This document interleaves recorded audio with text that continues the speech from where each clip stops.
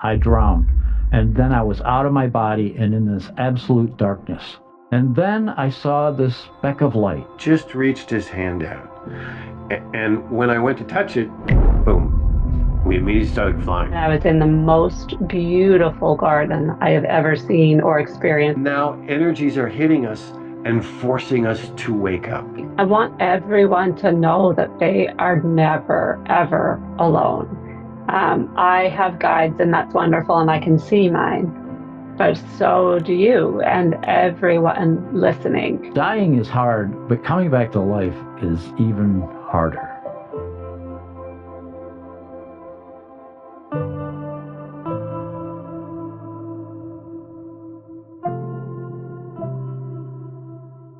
I love diving. That was for me. It was my dream job to be a commercial diver, and not only on top of that, but I got to be the chief engineer of the research where we did the diving. So it was a double win for me. But on the day that I had my near-death experience, we had just evaluated a new ROV, remote operated vehicle, and it was storming and it was getting worse. And so we made a run for the harbor, and but the harbor master refused our ship entry because there was 25 to 30-foot breakers at the breakwater. But we had some people on board that one of the design engineers for this submarine that we were evaluating needed to get to LAX. This is on the California coast, and we're up north.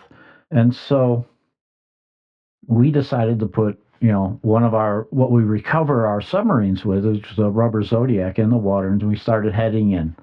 And as we were heading in, we would go up on the top of a swell, and because 2 miles offshore, they're not breakers or anything, just swells at that stage. We go up on the top of a swell, try to take a bearing on the harbor buoy, and then ride the trough and go up and do it, repeat it all over. And all of a sudden, we drove right off a 25, 30-foot breaker.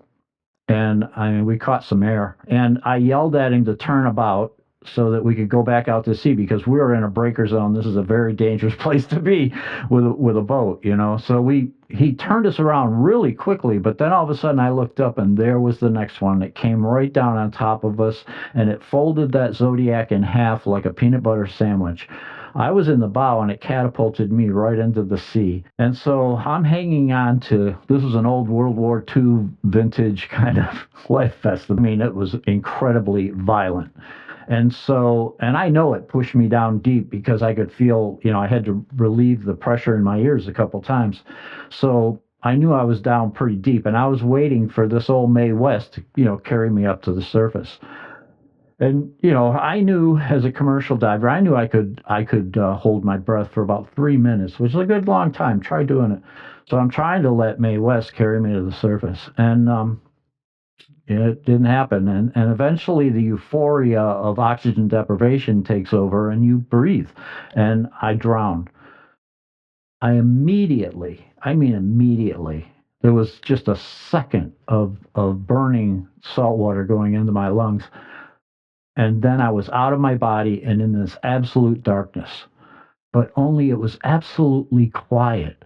It wasn't, 25, 30-foot seas is incredibly loud. It's like roaring, Suddenly it's quiet. It's peaceful. I don't feel like I'm being tumbled and tossed. And this was in March. It's extremely cold water.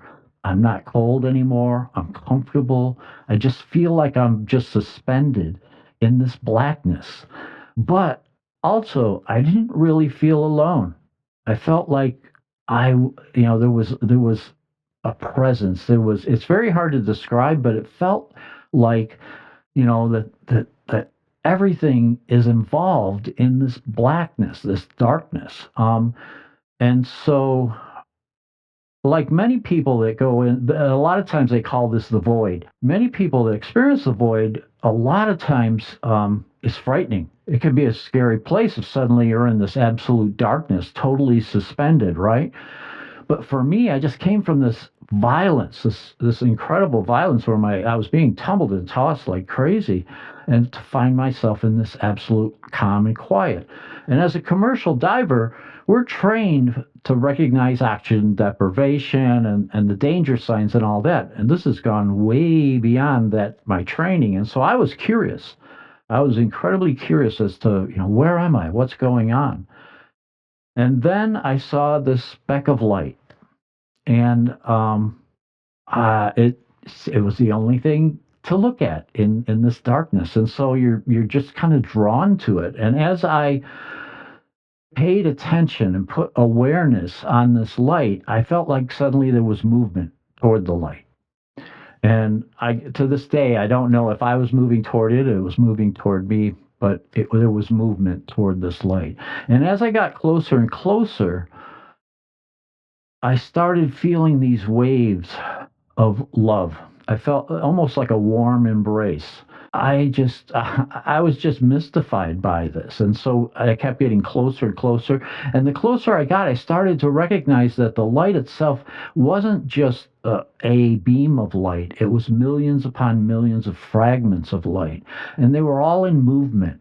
And they were, if you've ever seen like a school of fish, when they're all balled up together, and suddenly they'll take a change of direction, and they all shift at the same time, and you can see all the different multitudes of colors in their scales and that sort of thing. Well, all these fragments of light were multiple, colors. They all had that same kind of movement, and I was just in awe. I was just in awe of what I was experiencing, and I kept getting closer and closer and closer, and I was feeling more loved and loved. And and so eventually 3 fragments broke away, and they started approaching me, coming toward me. And as they did, I understood. It was a clear sense of communication, but I understood that they were welcoming me home. And I was just overwhelmed with this love and this welcoming that I was receiving. And eventually a dozen of these light fragments came, and they were all greeting me. And I realized that at this point that I had become a fragment of light. And they communicated with me that we were going to go deeper into the light. And as we did, we went into this area. To me, it felt very spherical, a big giant ball, and we went inside. And once we got inside, it was like I started reliving my life. And it wasn't like watching a movie screen or anything as simple as that. It was much more involved, because it felt like I was reliving it, but not only from my point of view, but from everyone I'd ever interacted with from their point of view. And so that was mind blowing, to say the least. And so again, I was in absolute awe.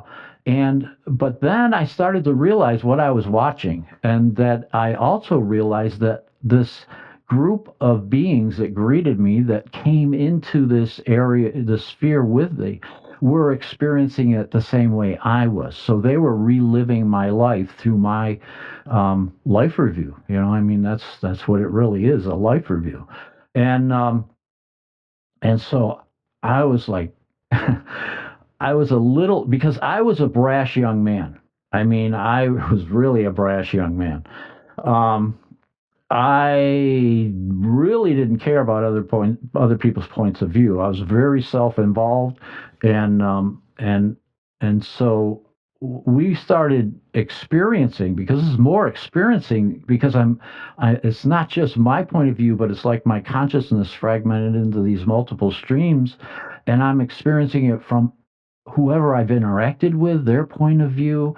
It was just multi-dimensional viewing this life. And I did, I was very self-involved, so I stepped over people, I ran over people. I really didn't care. But my soul family was experiencing this the same way I was, because that's what I call them now, is my soul family. And I was a little bit ashamed of some of the things that I was doing, but they weren't. They were just loving me, supporting me, and just observing. There was no judgment whatsoever. It was just observation of what was going on. The judgment that was happening within me more than anything. And I got to see things in a way that just again in awe. I was in absolute awe where I would see things that I did with just pure loving intention, without any thought of something for myself. Those would create these incredible ripples. When I did something that like I had a huge ego, all right, and something that really fed my ego, like becoming the chief engineer of a research vessel in my mid 20s, that was incredible for me. Meant very little in the near-death experience. It caused the least amount of ripples. Okay, but when I did something with loving intention for someone, it created these immense ripples of after effects, So I was, so I got to see this and I got to, kind of try to figure out, the meaning of all of this that's going on all around me, the multiple streams of input that I was receiving. And then we got to a point where I started seeing things that I didn't have reference for in my lifetime. And I didn't realize at the time, but I was seeing my future potential. Um, and it disoriented me a little bit, but I call them my soul family. They supported me. They loved me. They buoyed me up so that we could experience this potential that was available to me. And it was like looking down a corridor where everything in front of you was crystal clear, just like the life review was everything, and everything that I re-experienced in my life was absolutely clear. Once we got into future potential life, um, it was it was just the very central path seemed clear. But on the periphery, you could see there was other aspects that and it felt like, if I wanted to, I could go this way or I could go that way, you know. But it felt like I was always drawn to this crystal clear central path. And so as we proceeded down, I got to see and experience, because it's more than seeing, it was experiencing this potential future. But I finally reached this one point where the light itself, okay, these millions upon millions of fragments of light spoke in unison, and I perceived this to be God, spoke to me, and it said, "This is not your time. You must return." And I said, "No way." So I was arguing with what I perceived as God. I said, "No, I've got a family that loves me like I've never been loved before, because my family on earth was, pretty dysfunctional. And so I'm feeling loved like I've never felt before. I don't want to go back to that body. That body is just broken for me." And so the light again, it spoke one more time. It said, "You must return. You have a purpose." And it was with this parental voice that was just so loving. And the word purpose just resonated. I mean, it just resonated through my being. And with that, and because we're in this light, okay, where we have this ability it's like we're connected to all the souls that ever were and all the souls that ever will be. So you have this expansive consciousness that's available to you. And that word purpose just resonated through my body, and I understood it. And it was simple, it was efficient, and the only option was to just come to acceptance that, yes, this is what really needs to happen. And with that, I found myself outside my body, and it's still in the breaker zone. There's an area in the wave cycles that you can get caught up and just keep spinning and spinning. And so my body is caught up in this like vortex underwater deep. And but I'm standing outside my body, and the three original light beings that greeted me were with me, and we're watching my body. And some of the wreckage from the zodiac, and specifically the bow line, had come in close proximity to my body, and it started to wrap itself around my arm, and all of a sudden another set of waves hit.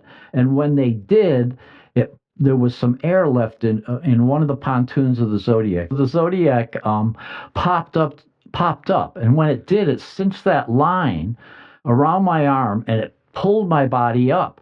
And when it did, I got tangled up in the wreckage of this Zodiac and what was left of it, you know, and and I'm watching this. I'm not in my body. I'm just observing this. And because I had this sense of calm and a bit of, I have to say, almost like mystery of how is the enormity of my light being going to fit in that body. And that's what I was pondering while all of this was going on. And another set of waves came and they started pounding my body up against the wreckage. And when it did, it pushed some of that salt water out of my lungs. And at that moment, that's when my soul family gave me a gentle push, and I felt this vibration as I came back into my body and came back into physical awareness, which is, but still felt like I was half here and half there. So I had a little bit of that expansive awareness, but it was like evaporating, you know? It messed with my mind for a long time because to be in the right place, to be pushed up against that, you know, wreckage in order for it to push some of that salt water out so that I could be resuscitated by the ocean and by being pounded up against this wreckage. Yeah, that's not common. That really messed with my mind for a long time because I was like, okay, then that means there's a, you know, and I knew there was a purpose because I saw that. So this miraculous resuscitation had purpose behind it. And so I'm in my body, I'm on the surface, but I'm having trouble, staying on the surface because, I'm coughing up, salt water, and I'm just thinking purpose, what this purpose. And it was like it was evaporating. It was like sand through my fingers. I couldn't hang on to it. And so, and I started to hear, my mates that were in the Zodiac with me when we had this accident. They had stayed on station, and one of them had held onto a flashlight. How he held onto a flashlight, I'll never know. But he was, they were sweeping, the ocean when it would go between waves into a trough. They would, sweep it to see if they could find me. They were looking for me, and so those guys, those are my heroes because they stayed on station in a very dangerous zone. Okay, and they found me, and I was trying to yell back because they were yelling for me and stuff like that, and I was trying to yell back, but you can't after you've swallowed all that salt water and everything. And so I squeaked and squawked, and eventually they found me and they swam over, and then we all had a mile to swim in. But I kept going under. But I still had this awareness, a greater awareness than I normally have in my physical life, that there was something wrong with the life vest that I was wearing. And so I popped it open and I looked at it. This is nighttime. You got to realize this is nighttime. It's very dark. You got huge waves crashing. Everything you do is hard. But I looked at it and there was fiber lining just all over the place. And so what happened was the life vest failed basically, and it became saturated with salt water, and it was actually what was pulling me, keeping me from staying on the surface. So I ditched the life vest and I could stay up and hang on to what was left of the Zodiac because it was a float. And all of us gathered around, which is the smart thing to do in a water emergency, is to rally together to support each other, and we all swam that last mile in together. But I like to say, dying is hard, but coming back to life is even harder because that reality on the other side was hyper real. It was incredibly real. And then this life feels more dreamlike to me. Ever since, it's always felt a little more dreamlike than that reality. That reality was so incredibly, detailed. And we have that extra ability, our consciousness is so much greater than what we have available here. And so you feel dense. It feels dense to come back, you know.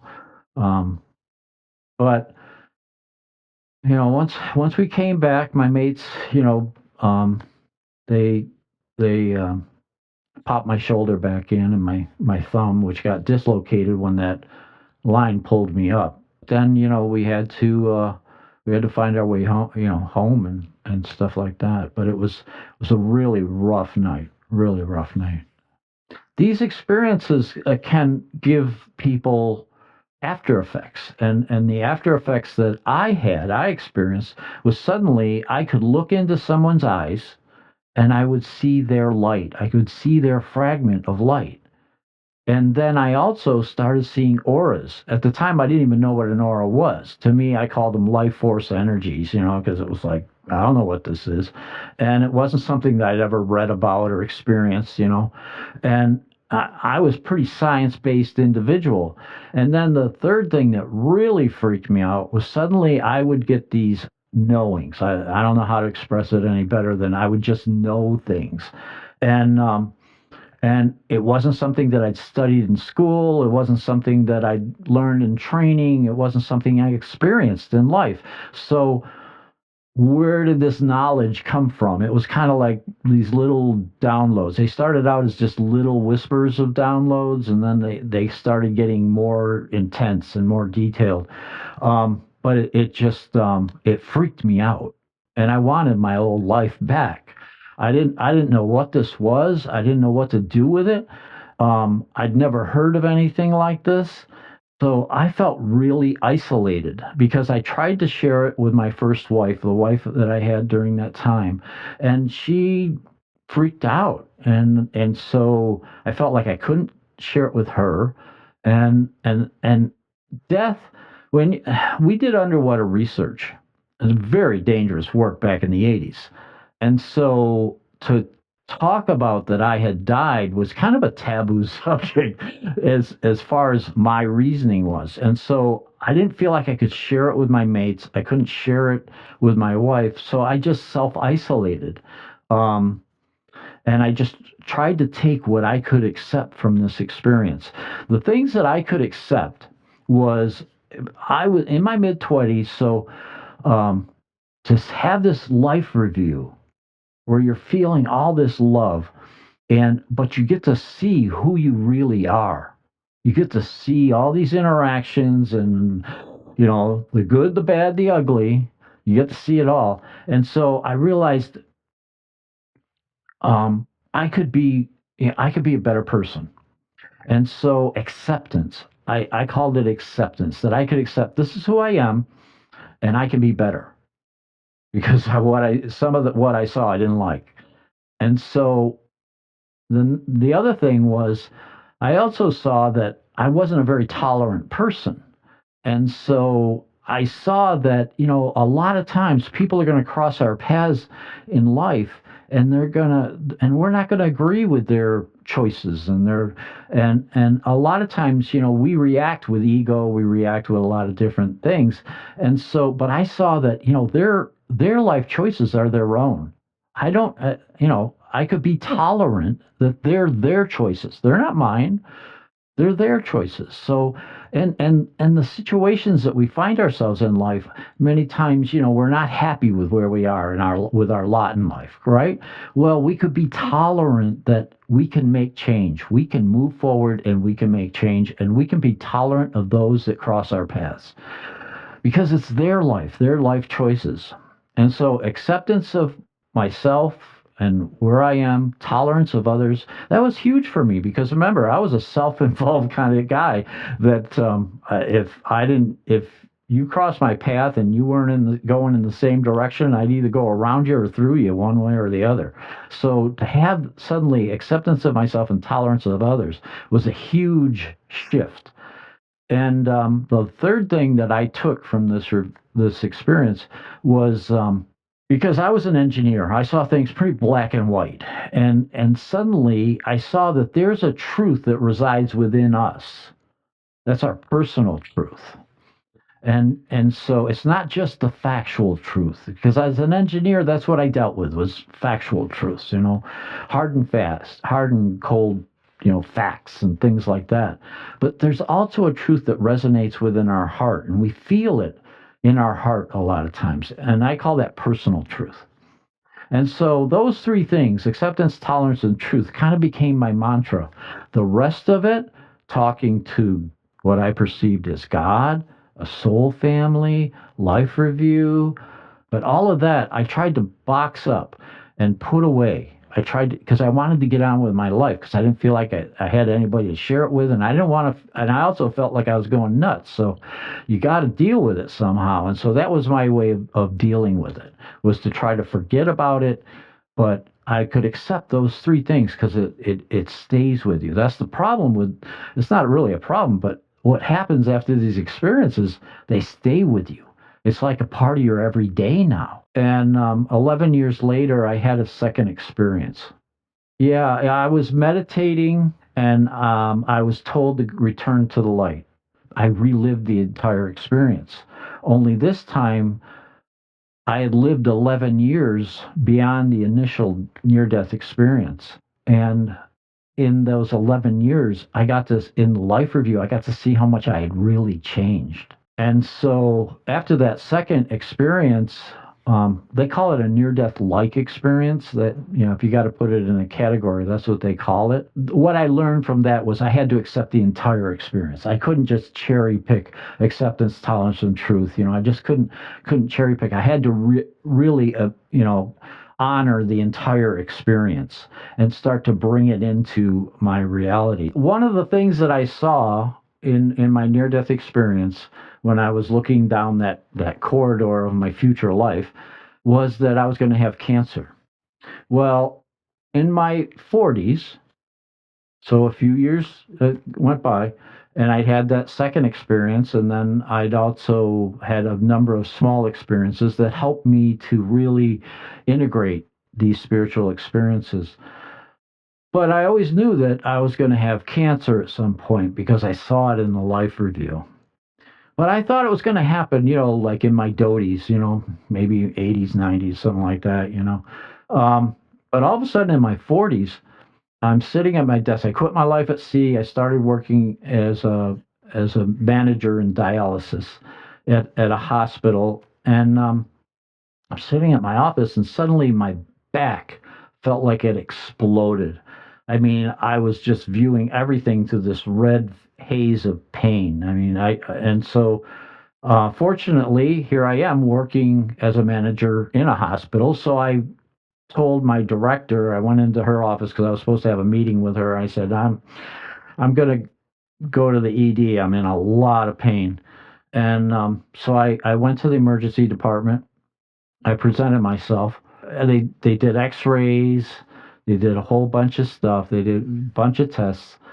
And I'm in a emergency room, and the nurse comes in.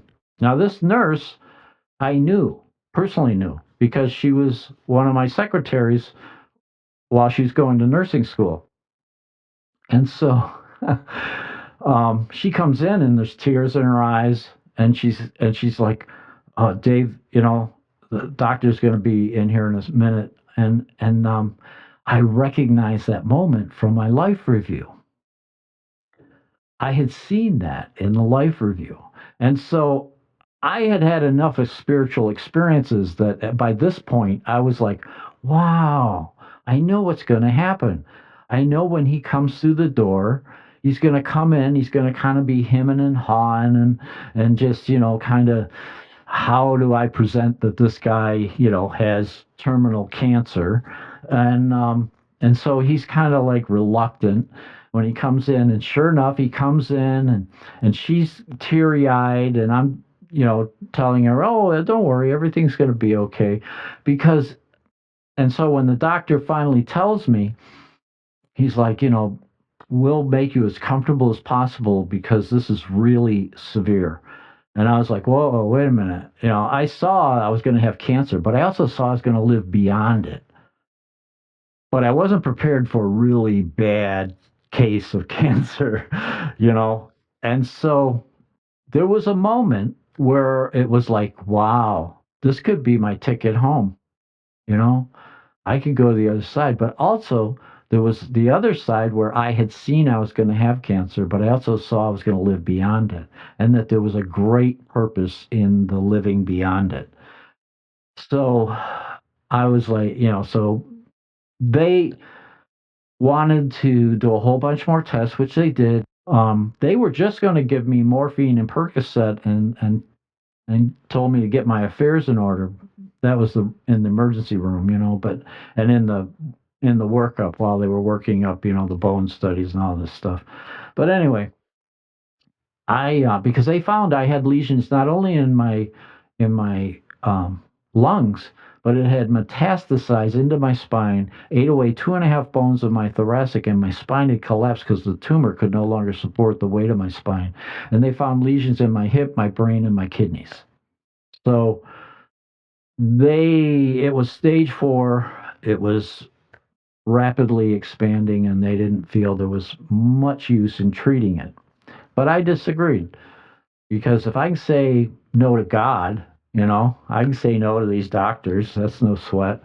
And so I picked my care team, and we started treating it. But I also balanced it out with some holistic approaches, because I had a very strong spiritual guidance, and so I didn't like the morphine and Percocet because when I was really dosed heavy, especially with the morphine, I couldn't hear spirit. I couldn't hear my spirit communication got cloudy and I couldn't hear it. And so that disturbed me more than the actual cancer. So I had some amazing experiences. One I would call an angelic experience where I saw how to get off of the morphine and use more of mindfulness to control the pain so that I would have the clarity to be able to communicate, have my spirit communication. That was that was critical in my life, and so I needed that in order to determine how I was going to overcome the cancer. I was very fortunate that within 6 months, I was on chemo and radiation at the same time. Um, and within 6 months, my spirit guidance was telling me that things had improved. And I asked if they would do another PET scan because that shows all the active cancer cells. And they, begrudgingly, it took a little bit of convincing because in their reality, I was on the road to the grave, and they didn't even want to treat me, but it was because I have patient rights. I was able to get the treatment that I wanted, and so they thought that these were extra unnecessary measures, and that the testing would just be something else. And so they were trying to keep me, they were trying to keep me comfortable. They were trying to reduce stress and stuff. So they felt another test that just showed that I was dying of cancer wouldn't be good for me. So they kind of put it off. But then I insisted, and I got my test, but then nobody read the results for like almost, yeah, nobody wanted to read the results because they didn't want to give me the bad news. They in their minds they were being compassionate, but yeah, but anyway, they eventually I was able to convince. There was a nurse in the oncology unit that where I was getting treated that his brother worked for me in dialysis, and so I knew him. And so I said, hey, I couldn't look at my own chart, but I said, would you look at the results of that exam, that PET scan, and let me know. He says, well, I can't let you know, but I can let your doctor know. And so he told my doctor, and then the doctor came in. He goes, "Oh my God, blah blah blah. We've got some great results. Um, we're going to do some more tests." And I said, "Well, I'll do some more tests, but we're going to stop treatment because I know the cancer's gone." And so they wanted to continue treatment, and I stopped the treatment. I said, "I don't need to. Cancer's gone. I'm going to go on with my life." And I had to live with a collapsed spine for almost a year before they would agree to even do the surgeries to I live now with a titanium construct to rebuild my spine, and I lost the feeling in my feet and my hands. So I'm very severely disabled, and I live with pain because the titanium and the bone don't like, you know, they don't expand and contract the same rate. So they create a lot of pain, and but that's my life, and but I choose not to allow that to keep me from living life. In life, it's kind of like a pendulum in a lot of ways. In life, a lot of times we have, when we're dealing with our humanness, okay, the things paying the rent, getting on with life, things that, are just purely human. Our pendulum kind of swings to the human side. And so that fragment of light, because I believe that we carry a fragment of that light, but the totality of our light still resides in the oneness with all the other fragments of light. I call that oneness. And so we carry a fragment of our totality with us, but it expands and contracts as we need. So when we're dealing with our human side, our fragment of light isn't that much. It's a smaller percentage. But then when we swing our pendulum to the spiritual side, then that fragment just naturally expands as needed. It's there for us to draw upon. But most of the time we feel like we're these separate individuals forging our life all by ourselves. So we don't realize that we have this available to us.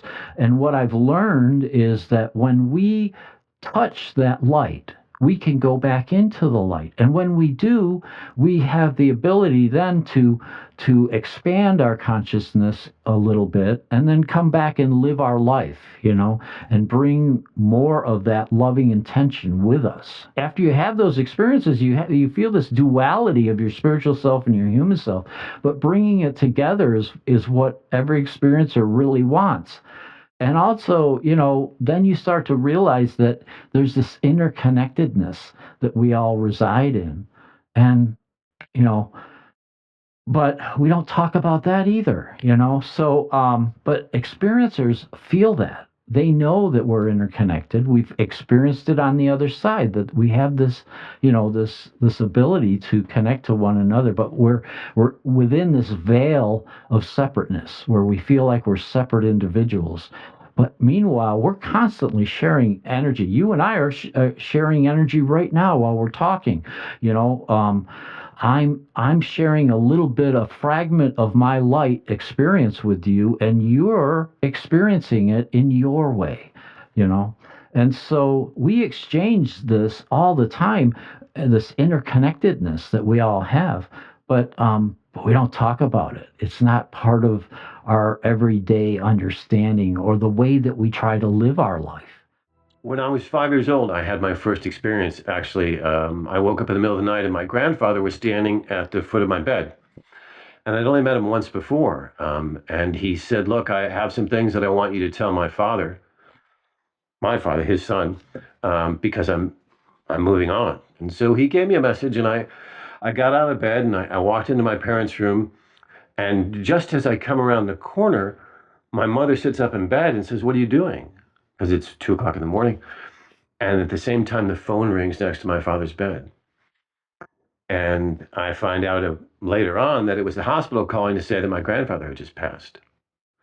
And my mother turned to me and said, "Look, go back to bed." And I said, "Well, That was the very first time, and my parents recognized that I did have a connection to the other side. When I was 14 or 15, my parents recognized that I had this ability and it was interfering with my normal life. And so they sent me to a private funded psychic research center in 1974. And I did past life regression and time suspension and all of these things as a teenager in the early 70s. About 14 years ago, I ended up getting incredibly ill and struggled for about a year, to the point where I started to have really serious health problems, and then ended up being hospitalized 5 different times in about a 3 or 4 month period of time. Became allergic to all Western medicine, Once they even gave me drugs in the hospital and I coded out. I felt myself just leaving my body. And they couldn't help me. I couldn't find a way. And then it got to this evening. It was actually January 1st, 14 years ago. 1 o'clock in the morning, I woke up and there's a 10-foot tall spirit standing at my bed. And having been around this most of my life, I was sort of irreverent. I just thought, gosh, I'm really glad I have high ceilings. I mean, I didn't connect to the reality of it at all, right? And I just thought, well, okay. So I kind of semi woke up, I thought, and said, what do you want? What are you doing here? And it was this huge white being. And he just, they don't talk. It's not about conversation. But energetically, he said, I've come to let you know that I will be returning and I have some things I want to discuss with you and show you and whatever, whatever. And I thought, okay, I don't know how you got in here, but fine, go away. And went back to bed. And about 3 or 4 hours later, I woke up and I started to get incredibly ill, and so ill that I ended up in the hospital again and was going down fast. And they couldn't figure it out. And they couldn't give me any drugs. They listed all the things I was allergic to. They couldn't help me, sent me home, packed me up, and went about 10 more days. And I could feel it starting to wane suddenly. I thought, oh, I might survive this. And that night I woke up again at 1 o'clock in the morning, and there he was standing at my bed again.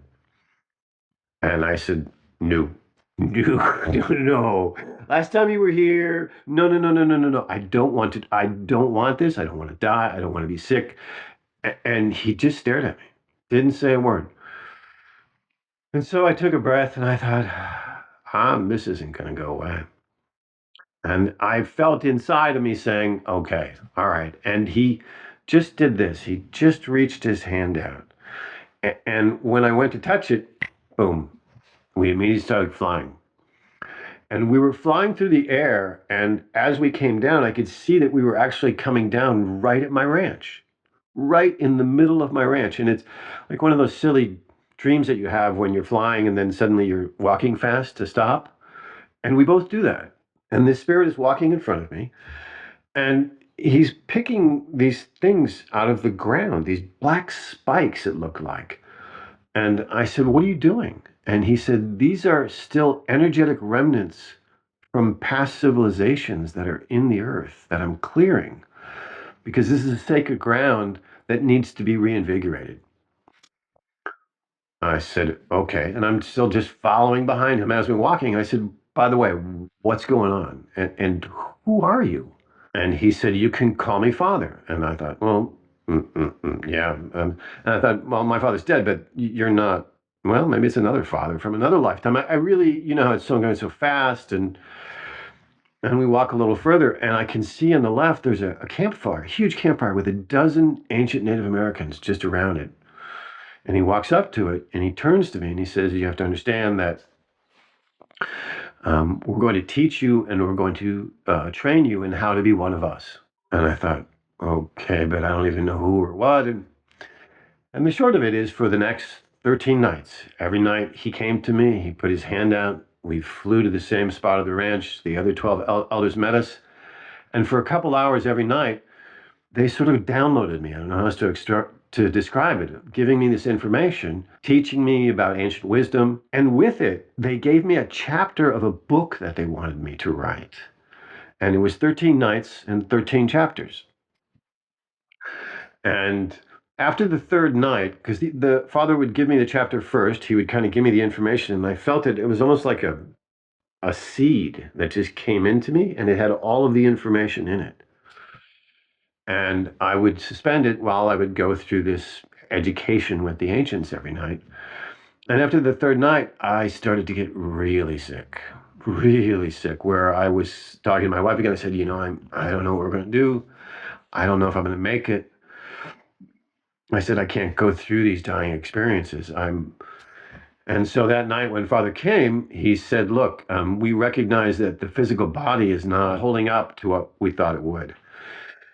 So he created literally a seed, and it looked like this monster Easter egg. And he said, at the end of each night, I'm going to give this to you, and in it is the chapter. And that way you don't have to hold it in you while we go through the lessons. And when he put it in my hands, you could see the top had this incredible seam to it. This incredible white light was coming out of the seam. And when you moved your hands up, it opened up like a flower, and the words just came tumbling into me. And it was that chapter of that thing. And so at the end of the 2 to 3 hours every night, I would wake up, I would go downstairs, and I would write out what was the chapter in the book. On the seventh night, when I showed up, there was a much larger fire, and everyone was up, and there was a big celebration that seemed going on. And I said, "What's happening?" And they said, "Well, this is your night of rites." And I said, "Rites for what?" And they said, "We're going to, again, make you one of us." And one of the ancient natives walked over from the fire, and he tore off a small portion of his cloth. He had on like an animal skin top and bottom, and he tore it off and he handed it to me, and he said, "Sew this onto your shirt." And I turned to Father and I said, "What is this?" And he said, "We don't have words for all these things. You ask all of these questions." And I'm like, "Okay, but what's going on?" And he said, "Well, in ancient history, it's been called once or twice the exchanging of the cloth." And I still didn't quite understand it, but when I put it close to me, I could see it sewing into my own cloth. And he said, "Now, I want you to understand that we're going to give you your rights, and we want you to take a section of Mother Earth, a square, and we want you to be responsible for the health of that section. We want you to make medicine for everyone that lives in that square, and we want you to look after Mother Earth's health in this square." And it happens to be a northern corner of Arizona, right where the ranch is.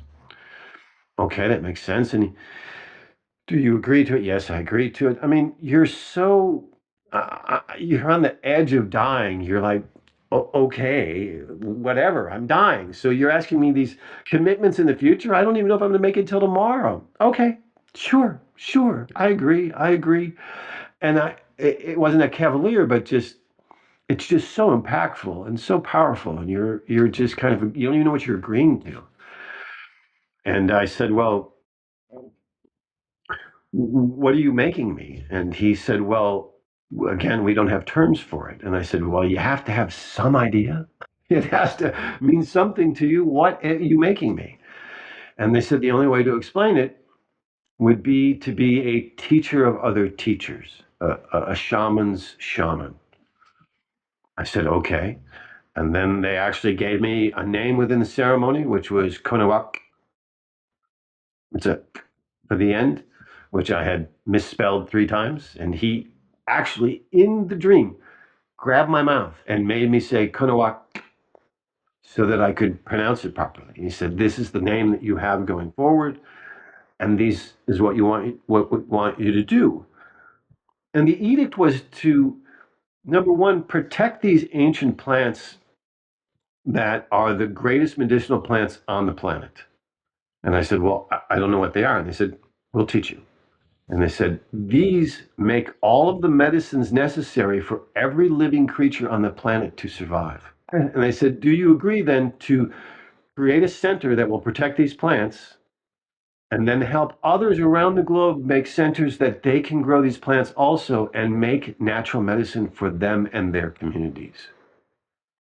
Okay, that's what I agreed to. And then there was a couple more things that they went through. And then he said, "Look, from this point on, the rest of the ceremony, you will not remember. It is sacred. It is not for you to understand."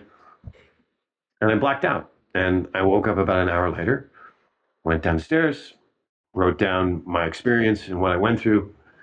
And now, 14 years later, I've been able to sort of decipher all of the things and what it really meant. I didn't at the time, and at all, really. It just kept coming so fast. But what had happened is that when we get higher wisdom, when we get ancient wisdom, it actually has a frequency to it, just like our normal talking, but it is a higher frequency. So when you try to put that into a physical body on this level, it's like putting 10 volts in a 5-volt battery. It fries the physical body. So every time I would work with the book to try to publish it, to write it, I would get sick again. And I would continually fight this getting sick, trying to get the book finished. If I would try to rewrite the book, I would get sick. They didn't want a word changed. They didn't want anything interpreted. And it wasn't that they were so right, it's that they understood that when you put just the right words together, you elicit a response in the human body that allows them to think on a higher level. It's a very interesting concept. It's sort of like saying, look, you see the dog run. Okay, you think, all right, I see a dog running. But if you say, look, time is the only thing that's important, your brain goes, what do you mean the only thing that's important? And you start to think 50 different things. Well, is this time important? Do you mean a watch? Do you mean the future? Do you mean the past? So a combination of 5 simple words can elicit tremendous thought and tremendous understandings, where another 5 simple words put together doesn't do anything to you. So the book was written very simplistically, but it was put together in words such that every time that you read it, depending upon where you are, you'll actually get a different meaning from it. The 13 chapters it is the path, karma, life force, coming earth changes, how to heal yourself, the physical body, the ethereal body. It was what they claimed it to be was a basic manual for how every person on earth used to understand what it was to be here. Sort of if you were an Atlantean, this is how you used to think. You used to realize lived many times. You used to understand you are simply a ball of energy inside of a physical body in a temporary time. You used to understand that to heal someone, you actually had to change the frequency and the energy of them, not cut into them, not give them drugs, actually change their energetic makeup. So it was a basic manual that they say that man had forgotten over the last 5,000 years. A basic understanding that every human being that used to live on this planet carried around with them. Now, the further explanation of it was that it wasn't that we got stupid. It wasn't that we abandoned it out of ignorance. They explained that the universe is this enormous sort of shell. Almost look at it as like a tunnel, right? And we, because now there's 100,000 million other planets that we've decided, that we finally realized, and there's a million other galaxies that exist. We, along with everything else, work in a complete rotation around that universal tunnel. We go in a complete circle. As you're traveling around in this circle on the inside of the universe, you get closer to other planets, to other galaxies, to other energies. And those planetary influences actually affect our thinking. They actually raise our vibration or lower our vibration. And so they explained for the last 2,000 years, we were in a part of the galaxy that was hidden from most of the rest of the planets in the universe. And because of that, we were in the dark ages. We were not getting the energies, the higher energies that exist in the universe. So we were not thinking in a higher way. And the Mayans described at 2012, not the end of the world, but a reuniting of the energies that exist in the rest of the universe that would change the planet, change the way we think, and change the way we live. So we just basically came back into the right neighborhood to start thinking clearly again.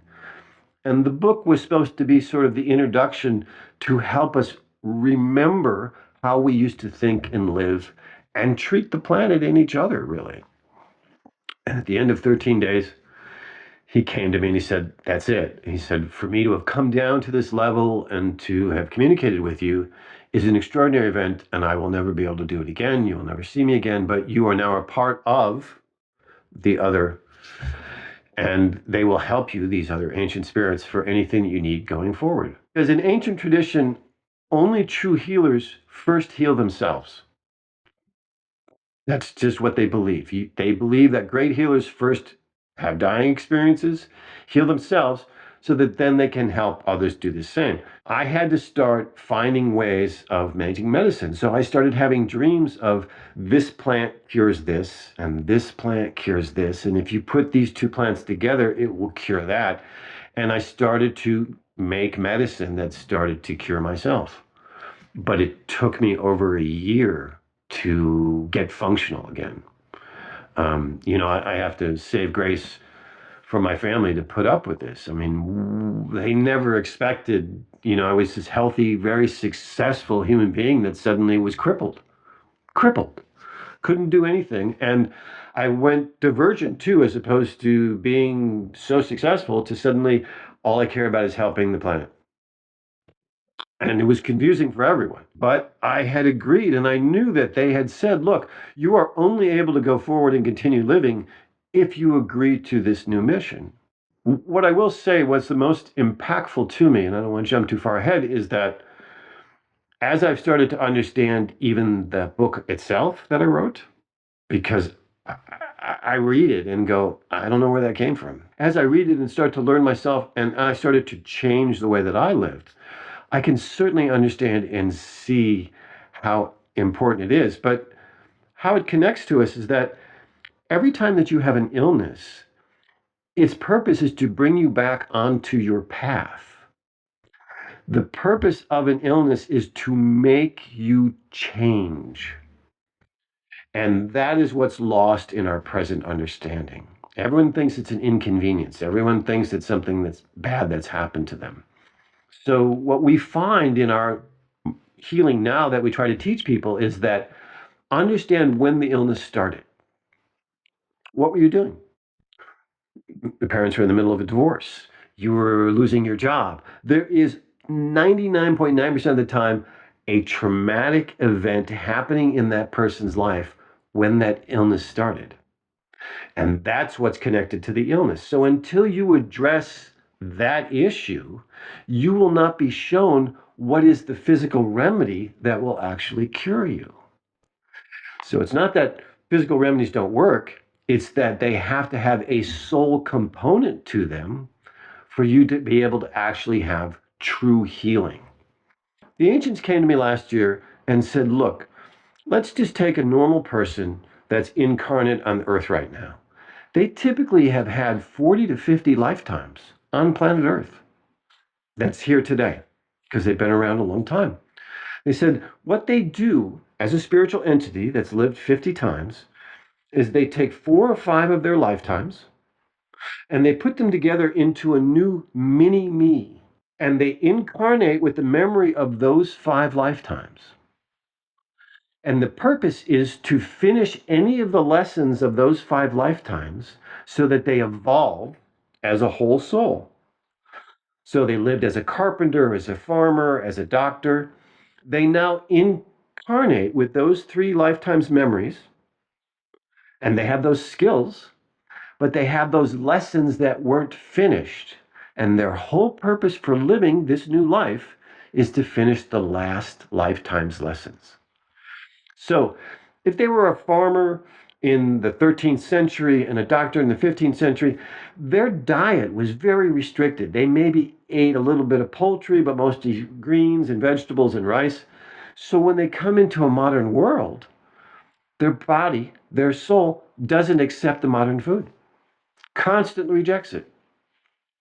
But the minute they get foods that are in conjunction and connected to their past lives, they're immediately satiated.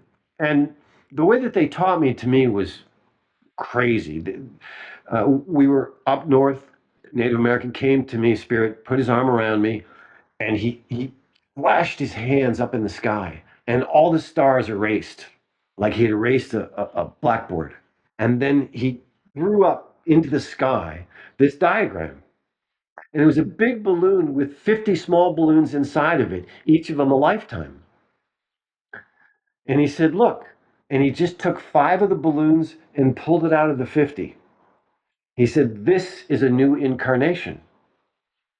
This is what comes into a physical body and tries to refine those previous lifetimes in a combined effort and in a complete purposeful effort. So I'm sure you've had people that had near-death experiences that said that they choose the family that they came into. Right? Well, because you actually stand on the precipice of the worlds, and when you agree to incarnate, you'll get a choice. They'll go, look, you can choose this family, this family, this family, and this family, because these 5 different family experiences relate to the lessons that you want to learn. This family will teach humility that you want to learn. This family will teach you poverty that will teach you this other lesson from this other lifetime. You can see how coordinated it really is. There's no randomness to our life at all. When I was 15, I did past life regression, and I experienced 2 of them in that session in the early 70s. And that was the 1500s. I was a farmer. I lost my parents. It was just my sister and I. We had raised each other. And then another where I happened to be a librarian. I was a woman in the 1700s, and I worked in a library. Incongruent, it seems. But the other 3 were all what I call geographical memories. I was in China when I connected to the Chinese places. I was actually walking down the street in a village that I'd lived in 1500 years ago. I actually will go to a place that you lived in a past life, and it comes to you. It's like a thunderbolt. I touched this building, and suddenly the video just started playing in my head. So the last lifetime that I had was in the 40s, where I was actually a film and television producer.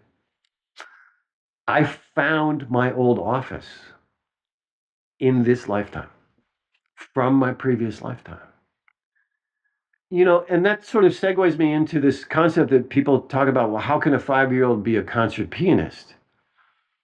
Well, he brought that lifetime forward. He was a concert pianist in his last lifetime, and that's one of his reincarnated purposes in this lifetime.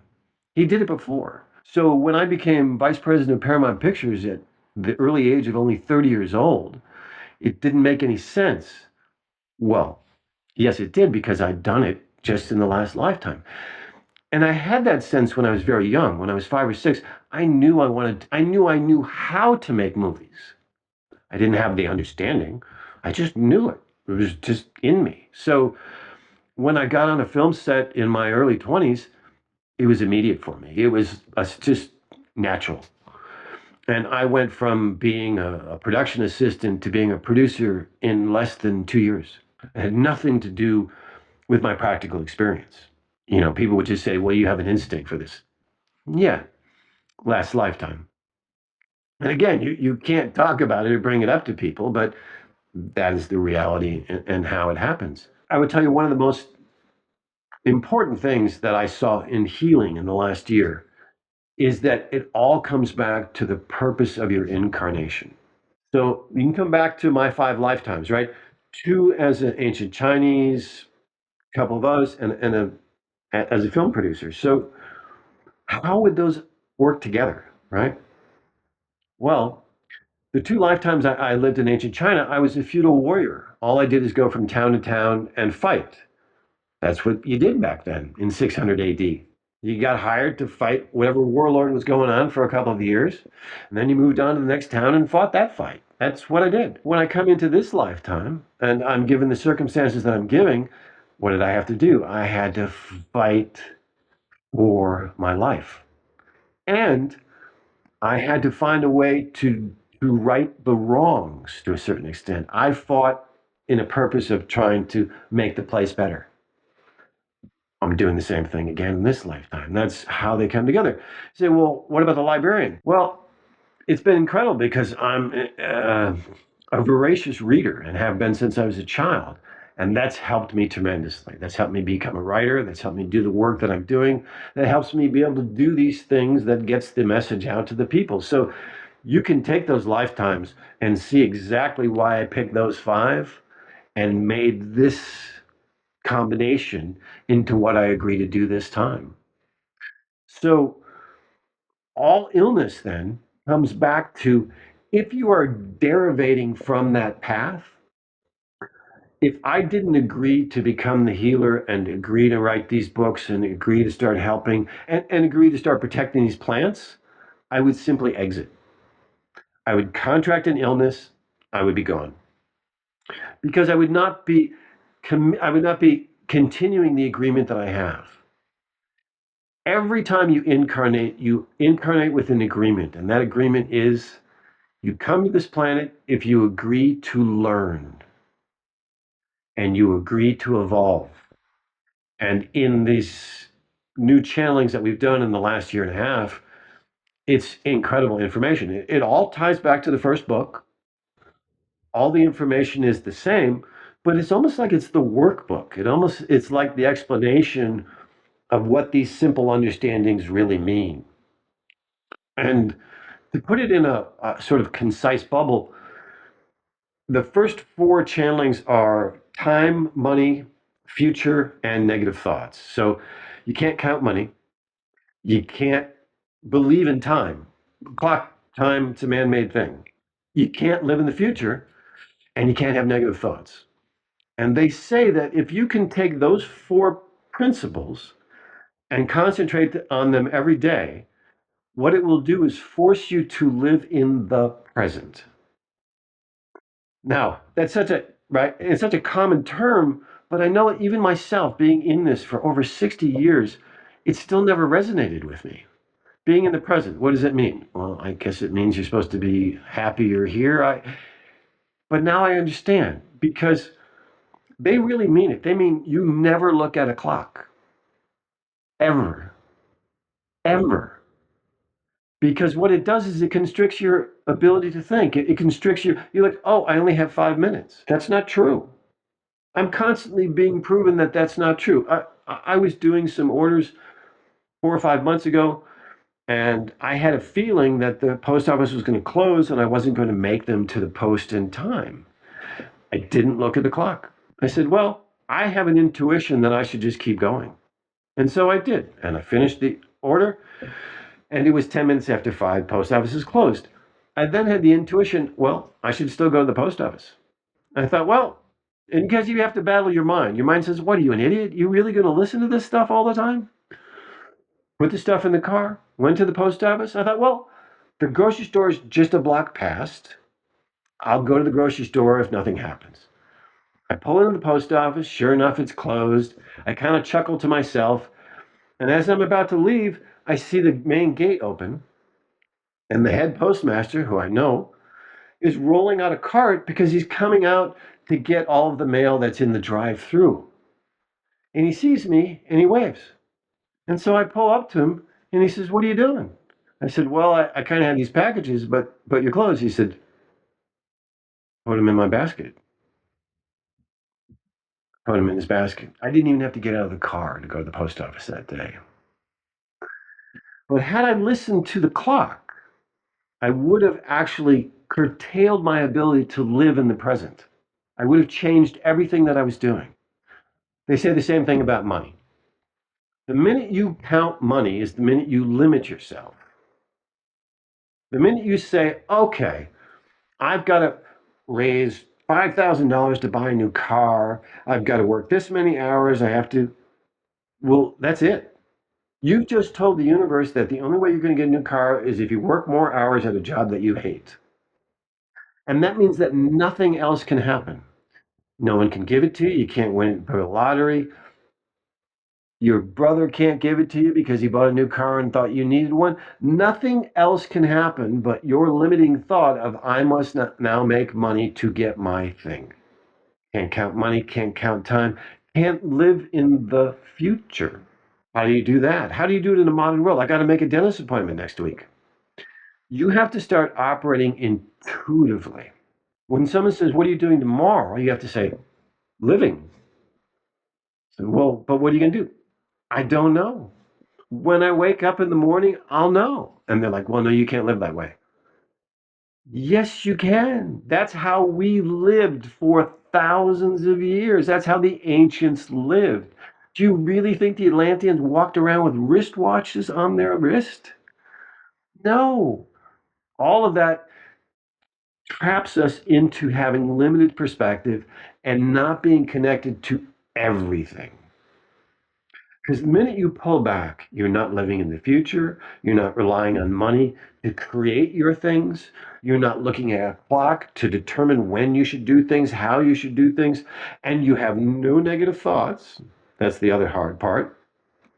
You will be in the present. It will force you to be in the present. And what that does then is that means that you start to connect to everything. Because the brain is not running this minutia. I mean, the majority of the people out there have 100 thoughts in their heads all the time. And that's what separates them from the creator and from the life force that exists amongst us. I can go a couple days at a time without any thought. It's the only key to connect to exactly what's going on. So when I get up every morning, like the ancients, they would go to the river, they would wash their face, they would cleanse themselves, they would give thanks to the four directions, and they would sit in silence to wait for their intuitive direction of what to do that day. They would then be guided that this field is going to have a deer so that you can feed your family. This creek has berries that are finally ripening that you can pick. The only way you can connect to everything is if you have no thought. That's the only way you can get in. The ancients believed that everything is like a radio station, right? You can only listen to one radio channel at a time. If you put on two radio stations at once, what do you get? Noise, right? Nothing's discernible. Well, that's how most people are operating. They have so much going on, there's no room for their intuition to be heard. There's no room for their soul to actually connect and direct them. So they teach us change the station if you want to learn something or hear something, but you can only stay on one station at a time. And that's what frequency is really about. So, again, it's a combination of things, right? The biggest thing, though, is our planet moved into a part of the universe that now energies are hitting us and forcing us to wake up. You see it around you. And the couple of other channels that I've known for a long period of time have gotten other information very similar and have said that it's creating a division of the masses. Because, well, what you're seeing is that people are embracing it and suddenly becoming awake and aware. And what someone would call a tree hugger is no longer this abstract anymore. They're starting to say, look, I can understand what you're talking about. I can see a flower. I can feel a tree. I can hear things. And the other half is saying, no, no, no, no, no, no, no, no, no. I want to stay in my bubble. I want to have my rich, I want to have my big car. I want to have my big, I want to have materialism. I want to be satiated on a physical level. I don't want to evolve. And because of that, they're fighting harder and harder to not wake it up. And that's why we're dividing. Is because half of the population is saying, no, we're waking up. We got to take care of this planet. We have to take care of each other. We have to respect every living thing on this planet. And the other half is saying, burn it down. Burn it down. Use every resource that there is. The planet will grow a new one. Don't worry about it. And they're forcing a divide further and further and further. But it is coming to a breaking point, unfortunately. And you can feel and see that. And that's because not only are we being forced by these outer planetary energies to change, but the Earth is being hit with those same energies, of course. That's why we're feeling it, it's because it's hitting the Earth. And if the Earth was healthier and not so polluted, it would be able to what we call transmute these energies easier. In other words, take them in and release them.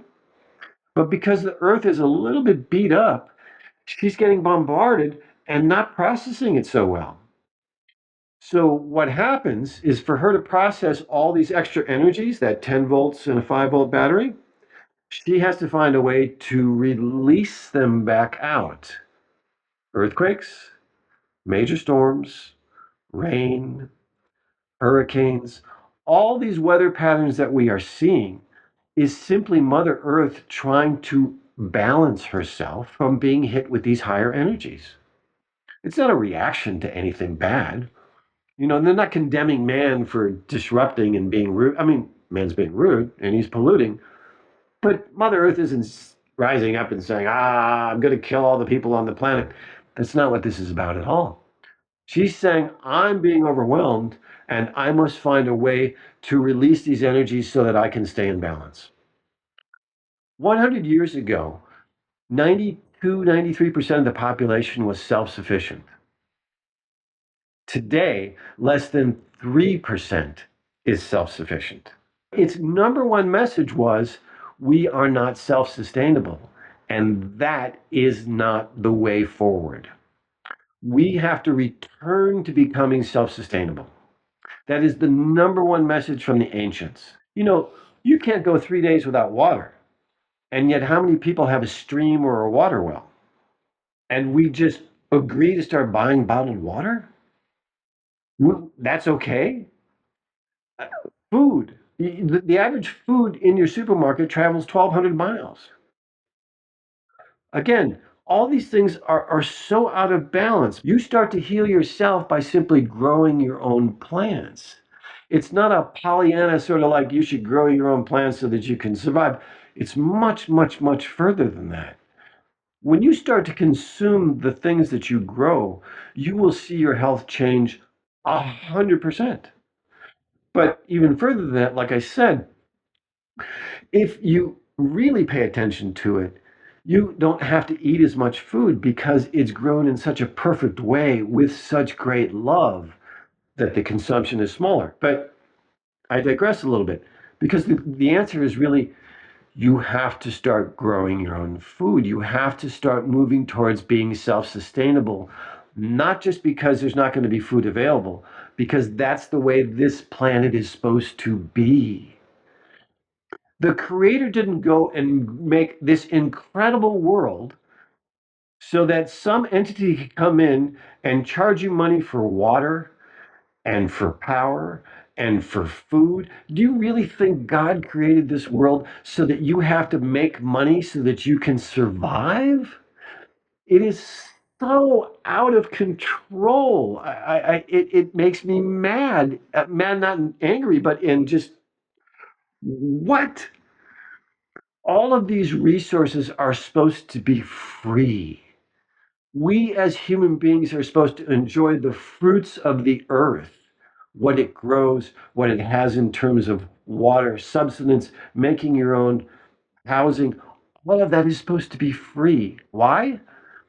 So that you experience living on this planet in the way it's supposed to be, which is connecting to everything around it. And we've created this world where you go to work, you do your job, so you get your couple of dollars, so you go to your store, so that you eat, that you go to sleep, and you wake up and you do it again. That's not this planet. That is not the purpose of this planet. And that is not creating a spiritual evolution for anyone.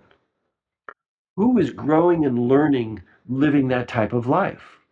Start growing your own food, start becoming self sustainable. And that is the path actually to your spiritual enlightenment because it will connect you to everything you have been disconnected from.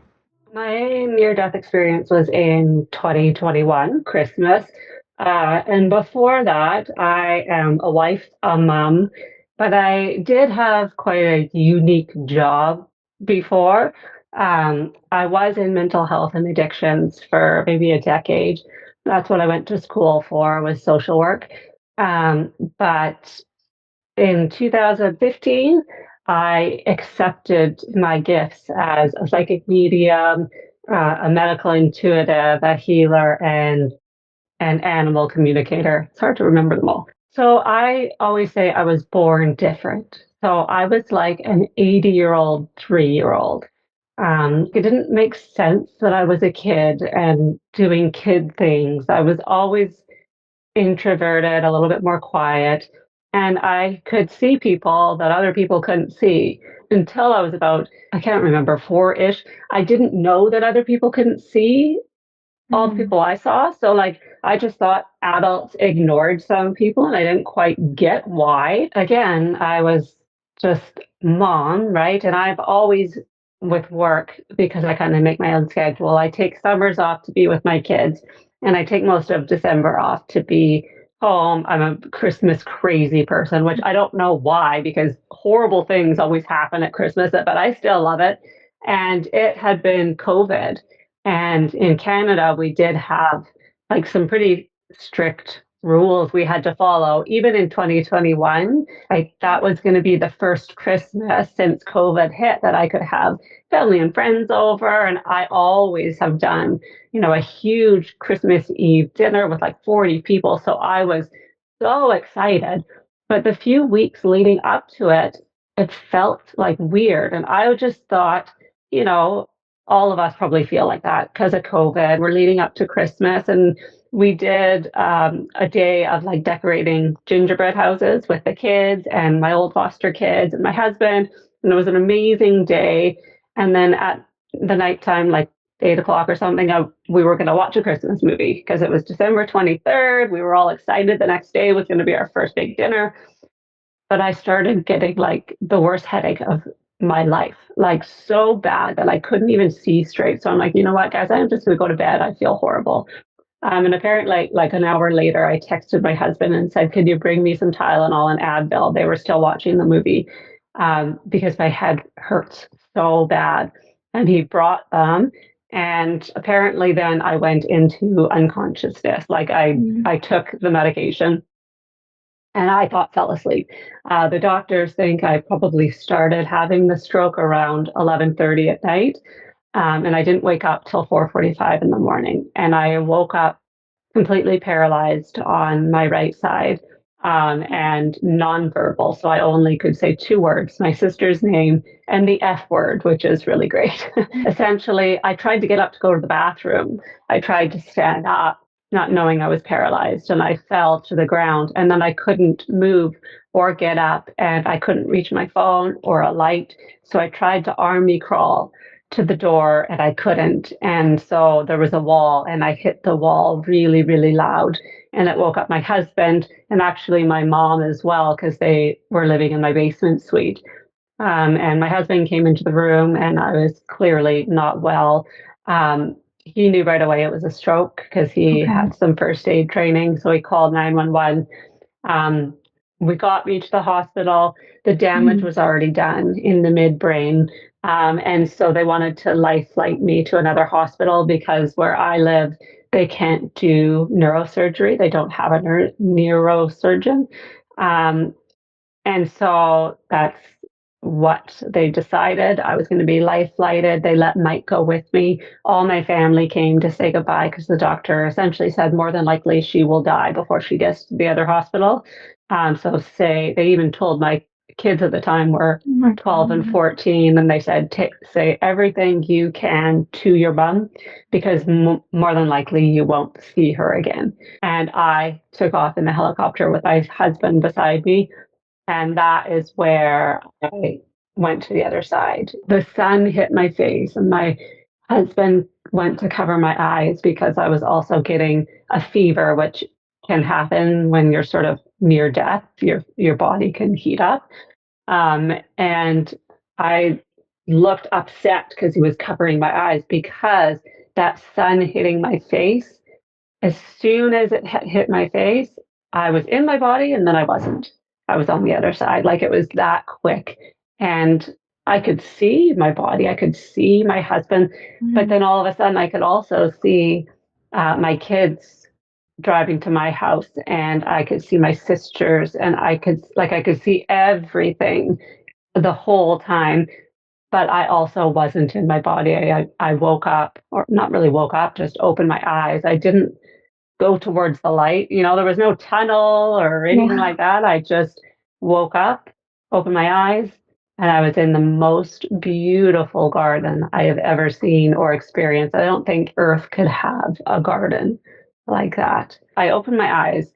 I was wearing a beautiful white dress, and my feet, I didn't have shoes on, my feet were on the grass. And looking sort of around me, I was in a field, but there was so many flowers, and there was like a little pond type thing, and then a gazebo that had like a creek running under it. And my guides, who I already knew because of my work, I worked with my guides all the time, were sitting slash standing by the gazebo. And then sort of to the left was my crossed over loved ones. So two of my grandparents, my mother-in-law, um, my dogs, because that's helpful. And I just, you miss your dogs when they're on the other side. But then there were some things that I was like, well, that's a little bit odd, but not. My one of my dogs that was still alive was there, but she was 17 and a half, and she actually ended up dying 4 days after the stroke when I was still in the ICU. So she was like with certain people that have Alzheimer's, they're kind of in both places. And so I'm assuming that's why I could see my dog that was still alive, but also my husband and my kids were there. Because I was there to make the choice of whether or not I wanted to come back, I think for me, if the choice was leaving my kids to suffer, I obviously would have come back no matter what. So I needed to know that they were going to be okay and I was going to be with them no matter what.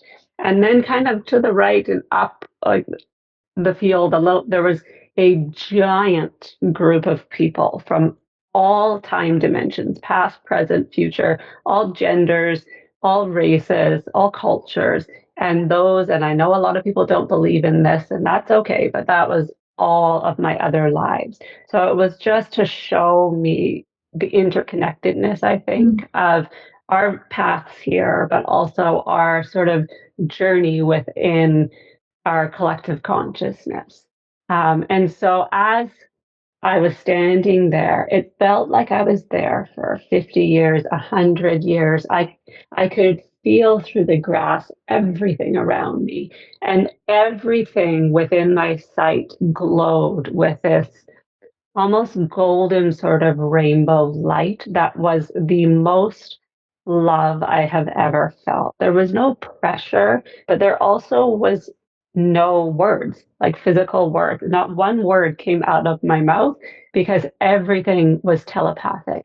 You think it, and everyone around you knows it. They think it, and I know it. I didn't run up to like my Nana, I loved her so much. We were so close. And you think, you see somebody that's been dead for a decade or maybe more. I didn't run up to her and hug her because you didn't need to, because you just knew what everyone was thinking and feeling, and you could feel their love through the love that was all around me.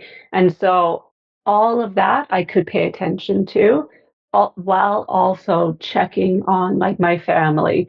And it is very true that when somebody is dying, especially like I was obviously a young-ish, I was 40 when it happened. Yeah. There's a lot of bargaining. If you save her, I promise I will do X, Y, Z. If you let her live until I can see her again, I will. And almost all of them were bargaining, panicking. My sister, poor girl, I talk about her, and she's probably embarrassing, but anytime she's under stress or somebody's hurt or sick, she has a horrible belly, and she had to go from the hospital to her house, which is like a 10 to 15-minute drive, like not only panicking and bargaining, but really needing to get to a bathroom. But she didn't want to stop anywhere because she wanted to pack her bags to go. But also, it was Christmas. And the next day was Christmas Eve. And, my sister has young kids, and everyone was panicked. Everyone was bargaining. Everyone was sad, but also everyone was shocked. So there wasn't a ton of like crying because they were shocked. And then I could also see me and my husband, because at that point I had gone into unconsciousness, and he was panicked. He doesn't like helicopters, so he was nervous for that. The weather was not great, so he was nervous for that. And unlike me, he knows nothing about medical anything.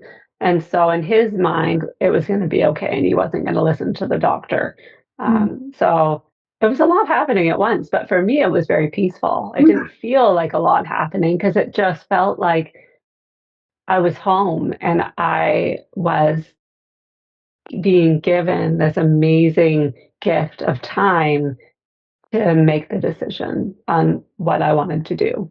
Did you recognize them right away as your past lives? How did you know that was also you? Because you know everything. As soon as you're there, you understand everything. I often say there are no whys. There's never a why. Why did I do that? Why did I make that Mm. choice? Who are those people? What do they want to say?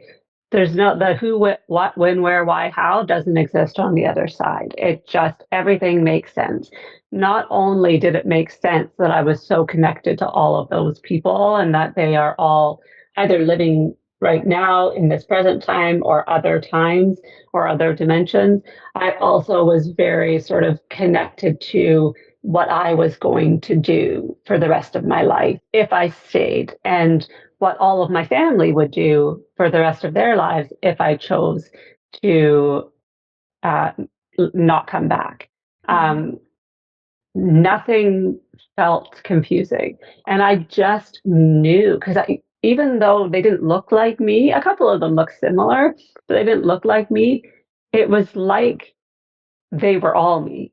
So I didn't need to kind of go, okay, who are you? Hello, Mm. when are you living? How are you living? It was like, oh, okay, I remember that life and I remember what I looked like and I remember that that path and everything I did. You just know everything. I think it's a blessing and a curse because I wanted so bad to remember absolutely everything, every moment, and the amazing, enlightening things I was learning and participating in. And even though I remember quite a bit of it, it does fade. I call it like human amnesia. So, like the things that I got to see or feel or hear start to fade so that I will stay here. Because let me tell you, it's so much easier there. Yeah. Coming back into a paralyzed, nonverbal body that couldn't eat or talk or do anything, I definitely wanted to go back. Can you tell me more about your guides? Because I haven't heard about that in a lot of other NDE stories. So I think again, like it's unique to each person. So Right. in a way, I think we do sort of manifest. And I think this is where people's argument of like you made it up because you Hmm. saw what you needed to see or wanted to see, and somebody else might just see black or it might not feel good. And for me, I had a relationship already with my guides. My guides are Gail, Jessica, and Peter. And so Gail and Jessica were sitting there. Peter is a part of the collective consciousness. His name's not Peter. I named him that because his name is weird, like Ka or Ra or some weird thing. So it feels weird to call him that. So I don't. I call him Peter, which I know is weird, but it works for me.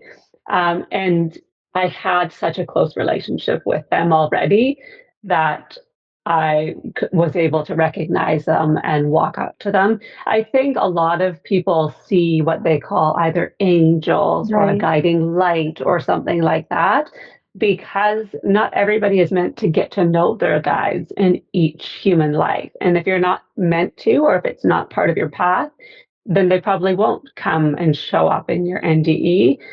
Maybe it will be a grandma or a loved one that says, oh, you know what, you have to go back, right? But not everybody will get that gift of their guides being there. But my guides, because they knew me so well and I had been working as a psychic medium in Right. partnership with them since 2015, it just made sense that they were there directing me.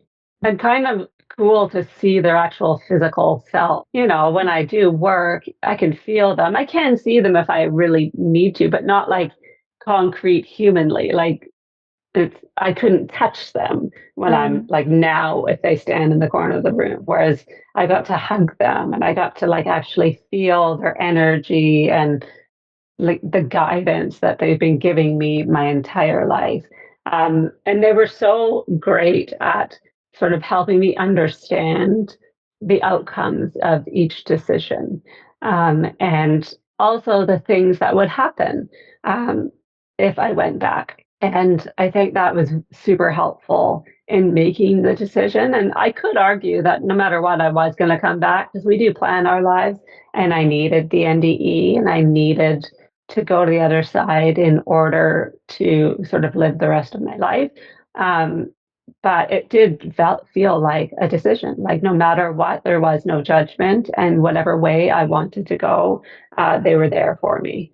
Were you presented with a decision, or did you just know coming there you had to decide whether to stay or to go back home? I think I just knew because, again, you don't have to necessarily talk, but while being able to sort of see everything, they also helped me to see and understand um, the good and the bad and the ugly. So they did say, you know, if I chose to go back, the next 18 months would be the hardest time of my life.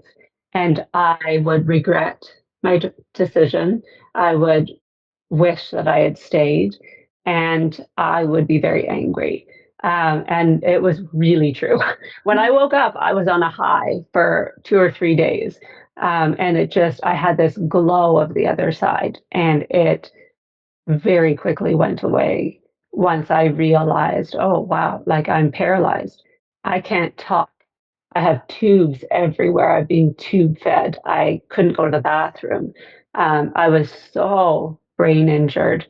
And all the things that they said I would do, I was like, yeah, right. Like, obviously, I was dreaming because how am I going to get to where they said I would be, doing like public speaking and talking about the collective consciousness and writing books and like inspiring people? How will I do that if I can't talk?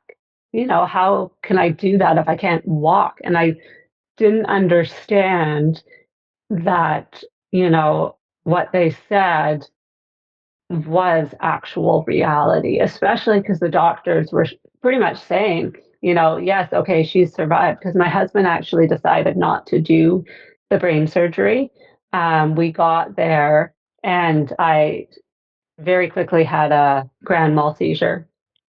And then I continued to have seizures until they got a bunch of meds in me and helped stop it. And once they got the seizures stopped, the neurosurgeon came to my husband and said, I know she came here for brain surgery, but the damage is kind of done. They did another scan and like my stroke was completed. The other one had stopped and I had had TPA, which is a very, very strong blood thinner. And so surgery is super dangerous after TPA. And so he said, I can still do the surgery if you want, but more than likely it will kill her. And so much damage is done, it would be minimal improvement after the surgery. And my husband had no idea what to do, and there was nobody else there. It was just him.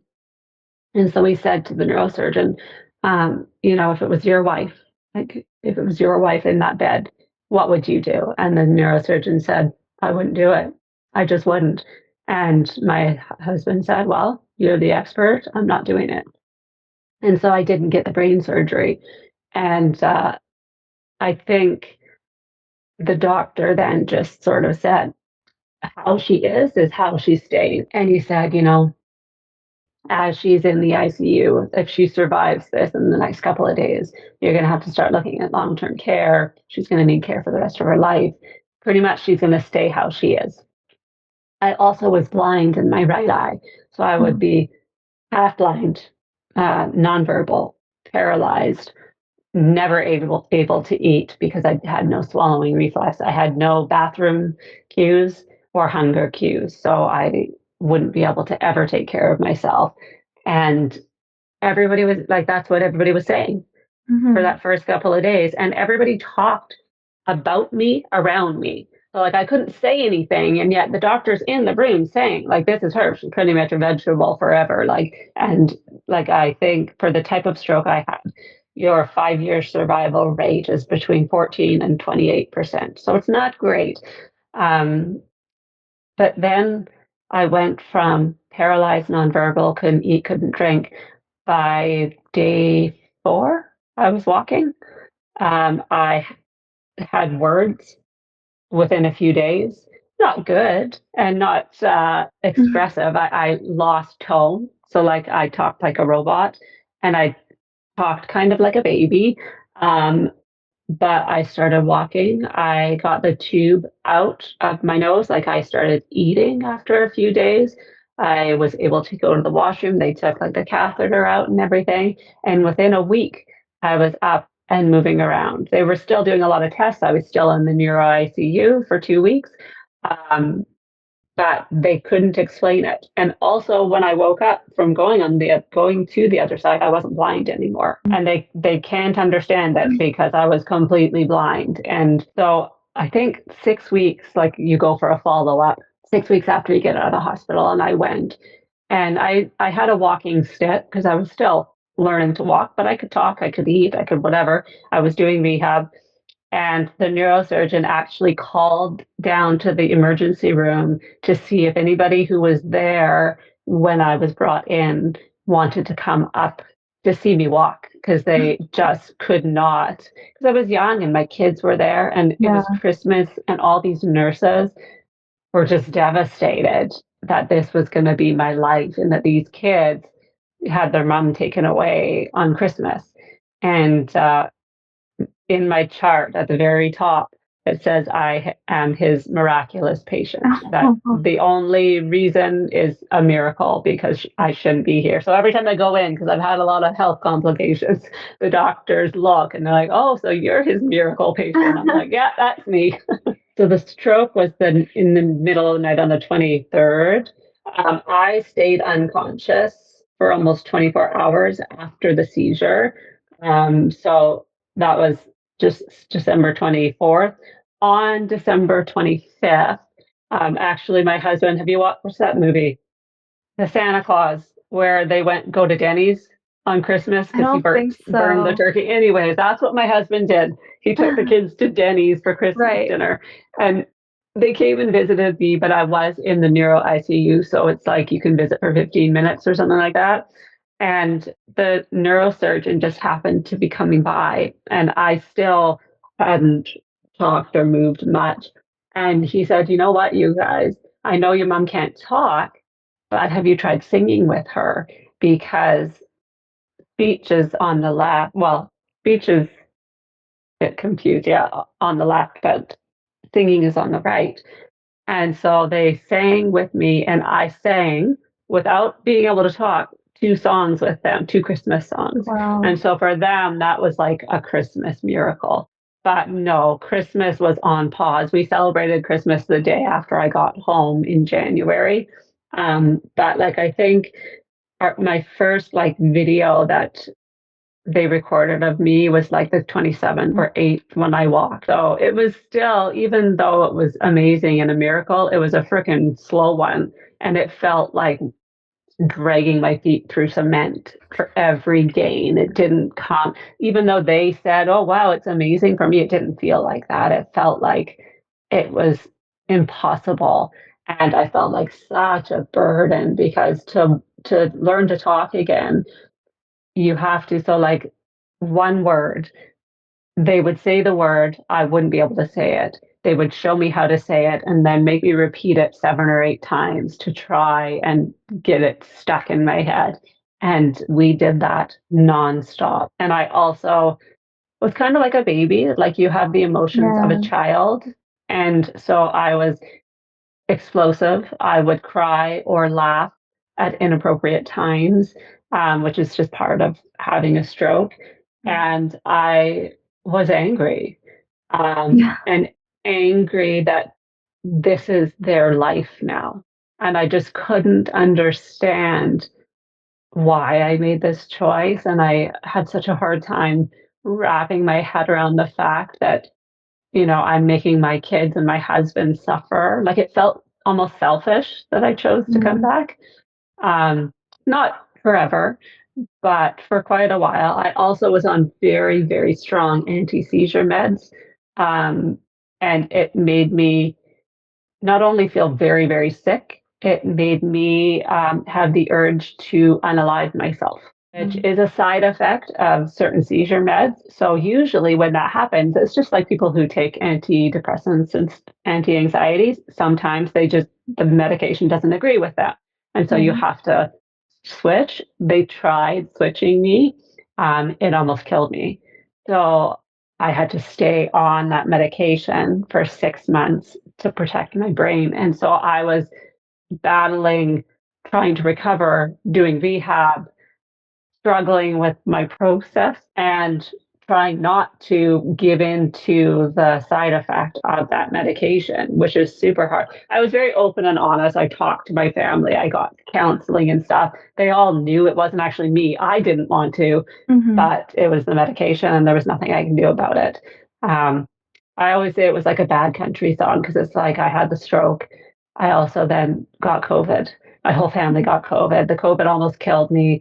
Then I got COVID pneumonia. My One of my dogs died when I was in the hospital. Then my next dog died in March, and that was like so devastating. Like it was just like one after the other. And then every time it was like, oh, okay, I feel a little bit better. Something else would happen. You know, somebody would get in an accident, or somebody would get sick, or I would get sick, or I would have a TIA, or it was nonstop. My guides were very right that the next 18 months would be hell. And it was. The first 6 months was the hardest.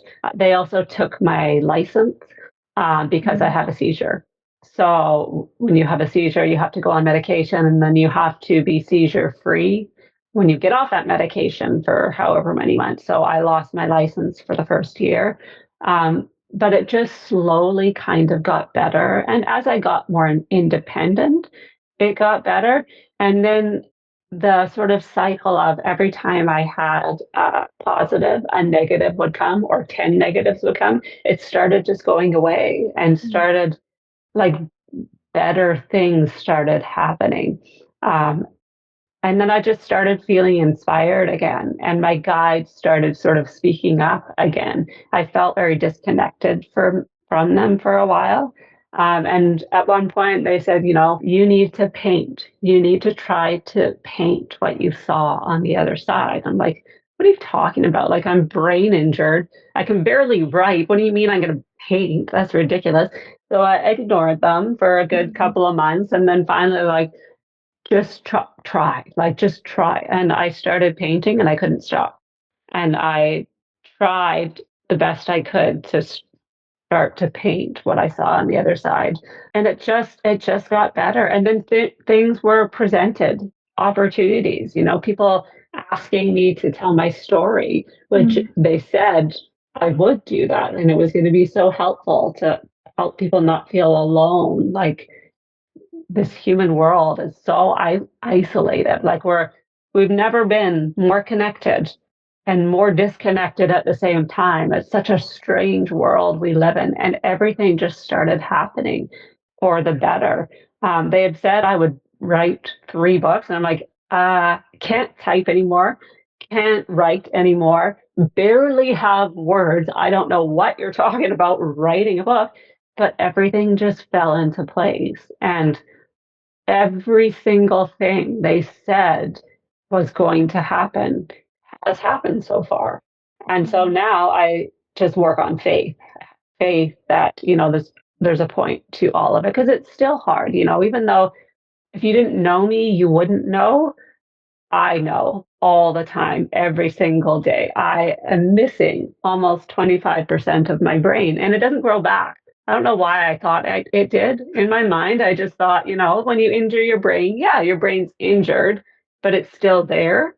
No, it sloughs away and you have a giant hole in your head.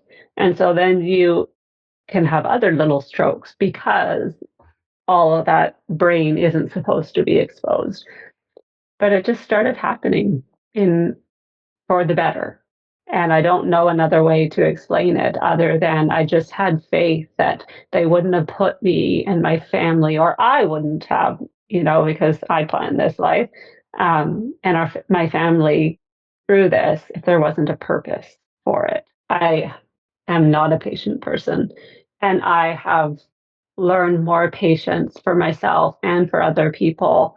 But also my whole life, I felt so alone.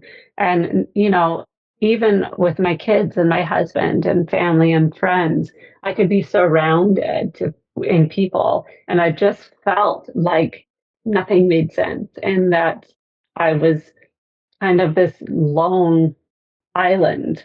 And going to the other side and understanding that there was not one moment in my entire life where I was ever alone, not even a millisecond. My hardest times in my life, I was surrounded and people who loved me. I think that was a huge takeaway for me because my whole life, I felt so different, and I just felt like I never fit in any group, even people that I knew loved me. I felt like there was something wrong with me, and occasionally, still, not occasionally, 50% of the world does think there's something wrong with me. It's not okay to talk to dead people as a job or as a calling. It's not okay to talk about these things, not in a religious tone or whatever it is. But I have never felt more that like I belong than when I'm thinking of and talking about the things that I now know to be true. Before I accepted my gifts, it was very out of control. Like they were just always there, and I didn't understand. I could see them, but I didn't know how to talk to them. Like I couldn't have a back and forth like we're having. Okay. Um, and so it was just confusing because there was all these extra people around, and I didn't know what they wanted, or even if they wanted something, like maybe they were just hanging out and they actually didn't want anything. Once I accepted my gifts, they only would come around for a purpose. Mm. So it wasn't like they were just always around me. Occasionally they are now just in support, but I knew what they wanted. I know or knew how to talk to them and how to get the message across. I didn't know how to set boundaries. So in the beginning, I live in somewhat of a smaller town. It's not tiny, but a smaller town. And they would want me to go up to people in like restaurants and stuff. And I was like, no, thank you. That absolutely like how long before the whole town thinks I'm completely nuts? And so I learned how to set boundaries. It's not okay to say you need to go tell that cashier that, her mom is with her and whatever. So I started to be able to set boundaries. And my gifts didn't sort of turn on all at once.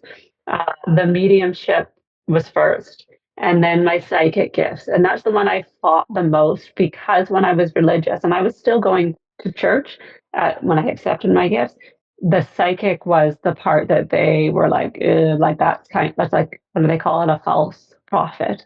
Mm. And so that part was harder. And then after a while, I'm also an empath, like a super strong empath. So I always say I can read souls. I don't necessarily listen to sometimes what's coming out of people's mouths because I know how they feel behind those words. Not good for relationships because sometimes nobody wants you in their head and they don't want you tuning into their soul. So it's a lot of boundary work. And then the medical intuitive and the healing came, and then the animal communicating came after that. And so for me now, it's just everyday life. And I have what I call like a light switch. So when I'm working, the light switch is on. So right now, even though this is more like an interview about me, Mhm. the light switch is on. My guides are standing in the corner of the room helping me to tell the parts that they really want to be heard, as well as Okay. my stuff. And their thoughts become my words. So when I'm actually working, I sort of put my human self to the side because I think I'd Mm. get really tired if I didn't. And their thoughts, just like on the other side, that it's telepathic, their thoughts become my words. So I don't, before the NDE, I would kind of have to listen and then repeat, which is okay, but I think a lot can get lost in translation, or like maybe I don't interpret it correctly, or I put emphasis on a different thing than they were intending. Um, and then after the NDE, once I had the experience of complete telepathy, it's so much easier, which is crazy because I'm missing so much of my brain. I don't know how it's so much easier, but literally they think it and their thoughts come out of my mouth. So I don't have to interpret. I don't have to listen and repeat. I don't have to clarify. Once in a while, I argue if they're trying to say something that I'm like, really, you think that's going to be helpful or makes me uncomfortable? Like, oh, I don't think I want to say that to that person. Um, but it's so much easier now. And I can do it like in a much more connected way, if that makes sense. I want everyone to know that they are never, ever alone. I have guides, and that's wonderful, and I can see mine, but so do you and everyone listening. It doesn't matter what your religion is, what your beliefs are. You can be an atheist or a Catholic or Jewish, whatever.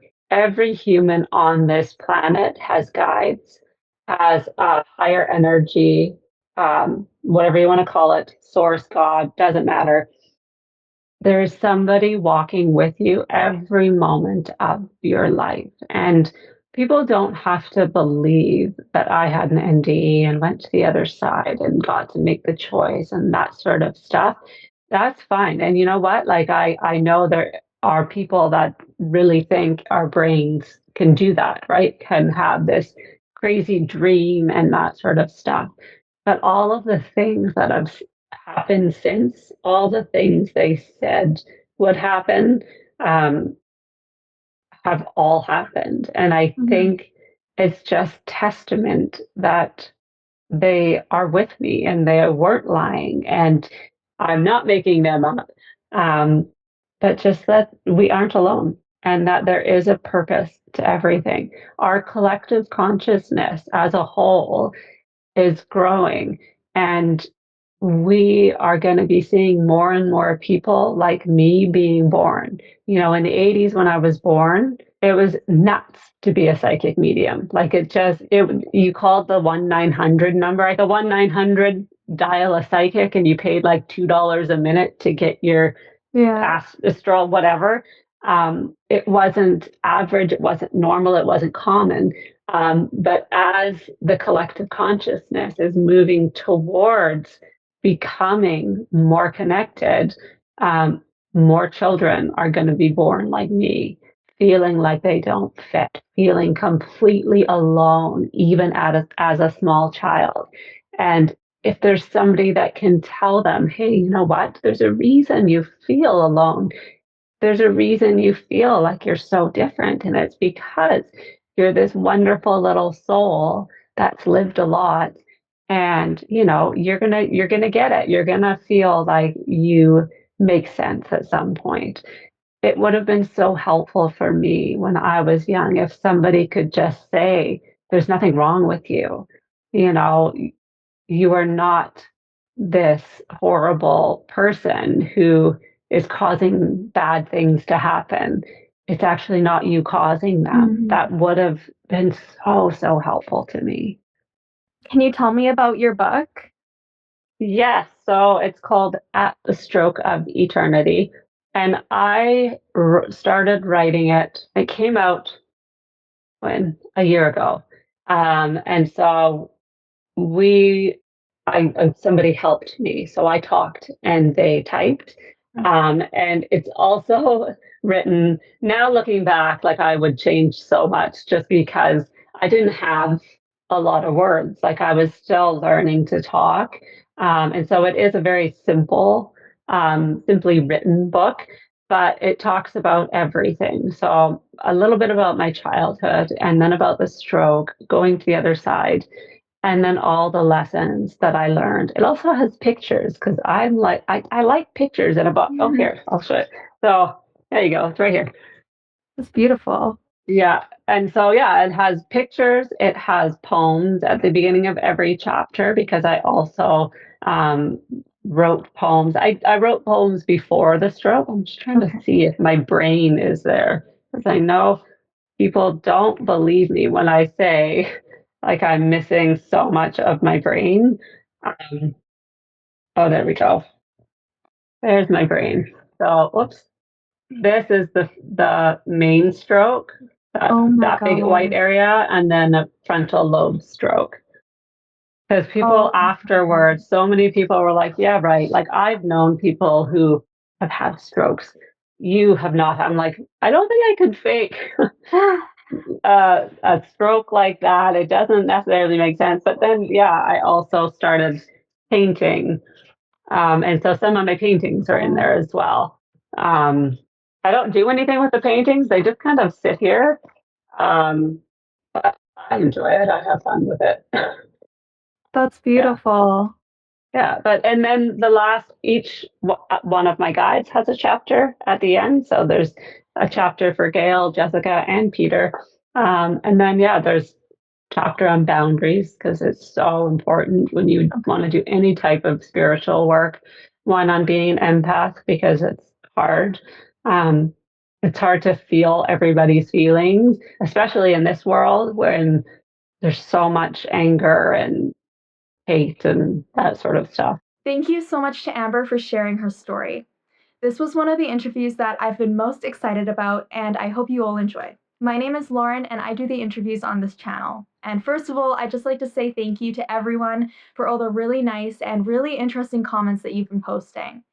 And second of all, if you want to see more of these types of videos, make sure to hit subscribe. Bye.